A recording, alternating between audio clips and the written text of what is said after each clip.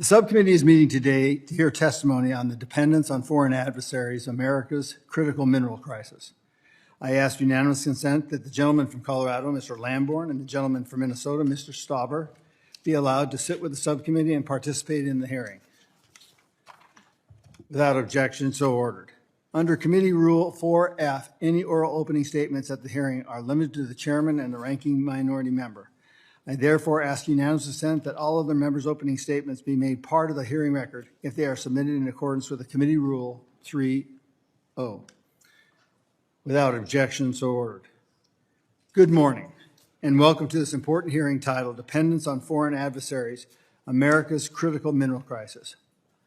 I am honored to be the chairman of the House Natural Resources Subcommittee on Oversight and Investigations, joined by our vice chairman, Mike Collins, our colleague, and distinguished guests and experts. I also congratulate ranking member Stansbury on her new role.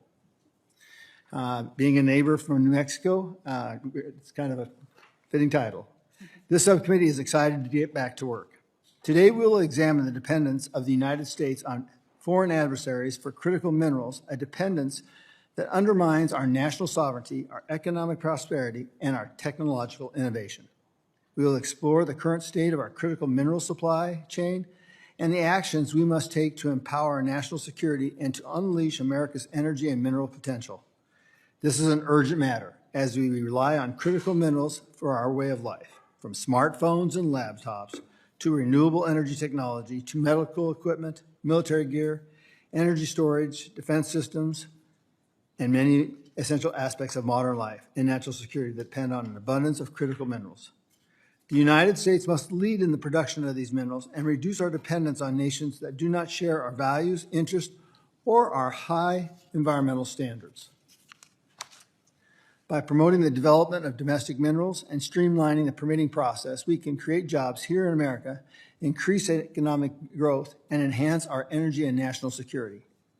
Minerals are particularly essential for battery storage, and a lack of sufficient battery storage and transmission capacity means renewable resources can't be stored in large quantities like coal or natural gas.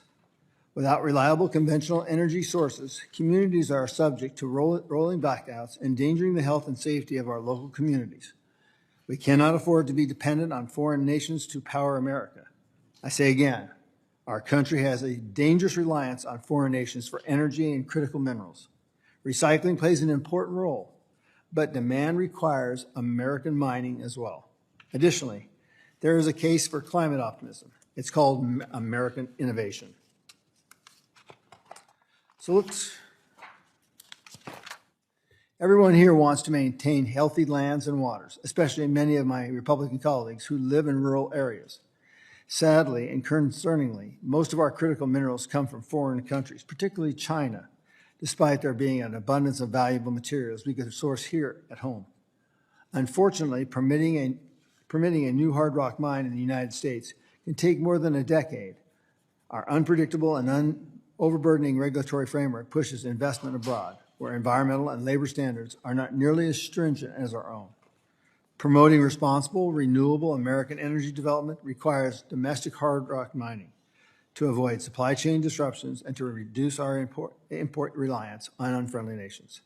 This hearing is an opportunity to have a constructive conversation about the challenges we face and the solutions we can implement to meet these challenges.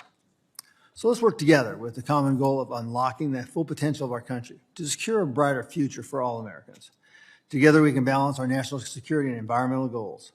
Overregulation, even if well-intended, will simply lead to more production in adversarial nations with few, if any, labor or environmental standards. I welcome our new members and appreciate the important work we will do together. I also welcome and thank our guests for joining. Thank you all for joining us today.